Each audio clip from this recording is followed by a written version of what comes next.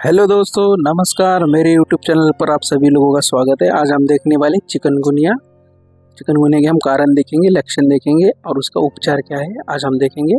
तो प्लीज़ पूरा वीडियो देखना।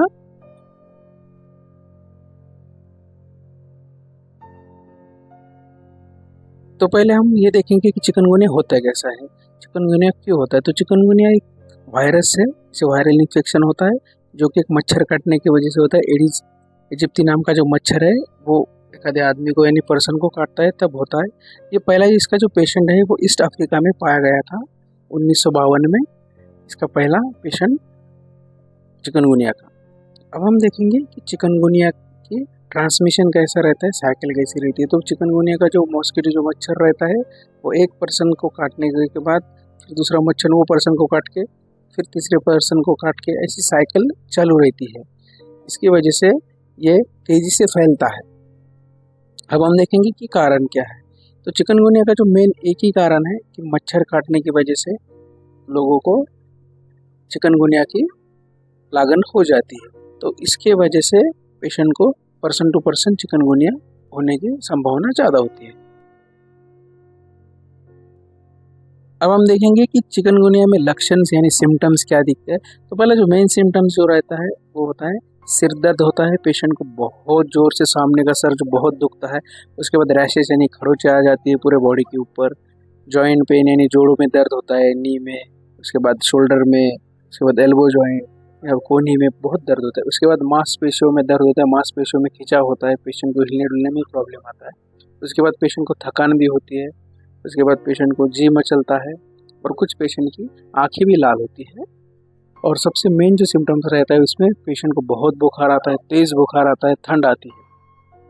अब हम देखेंगे कि इसमें हम उपचार क्या कर सकते हैं, इसको पेशेंट को ठीक कैसे कर सकते हैं। तो हम होम रेमेडी से पहले देखेंगे। तो होम रेमेडी पहले हमने शहद और नींबू का मिश्रण लेना है और पेशेंट को दिन में 2 बार देना है। इससे चिकनगुनिया में पेशेंट वाले को राहत मिल सकती है। उसके बाद नेक्स्ट जो है होम रेमेडीज वो है तुलसी के पत्ते अपने बुखार में पेशेंट्स को देने चाहिए। इससे भी चिकनगुनिया पेशेंट्स का कम हो जाएगा। उसके बाद जो पेशेंट्स को चिकनगुनिया उस पेशेंट को हमने ज़्यादा पानी और आराम करने की सलाह देनी चाहिए, उससे भी चिकनगुनिया बहुत राहत मिलती है।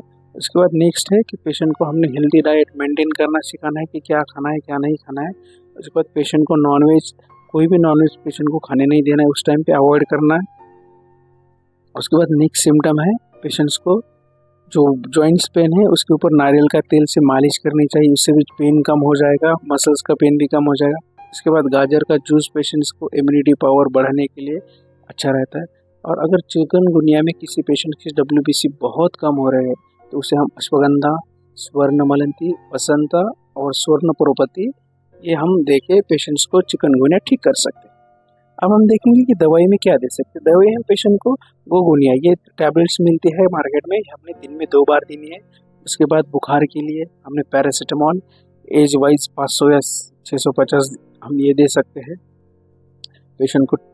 उसके बाद एंटीवायरल मेडिसिन, एंटीवायरल में हम आइसाइक्लोविर उसके टैबलेट्स और आई के लिए एक ऑइंटमेंट भी दे सकते हैं, इसको भी पेशेंट को राहत मिल जाएगी। उसके बाद हम एंटीबायोटिक में एमोक्सिलिन, सिपिक्जिम, सिपोडोक्सिम, एजिथ्रोमाइसिन ये भी दे सकते हैं। उसके बाद अपने जॉइंट पेन के लिए पेन किलर क्रीम देनी है। उसके बाद नेक्स्ट जो है वो एंटीहिस्टामिन, पेशेंट को रैशेस रहते हैं तो उस टाइम पे हम एंटीहिस्टामिन की एंटी एलर्जिक टैबलेट उसको दिन में 2 बार दे के हम रैशेस भी कम कर सकते हैं। Thank you. सब्सक्राइब कीजिए दी ऑनेस्ट डॉक्टर को और देखिए हेल्थ रिलेटेड वीडियो।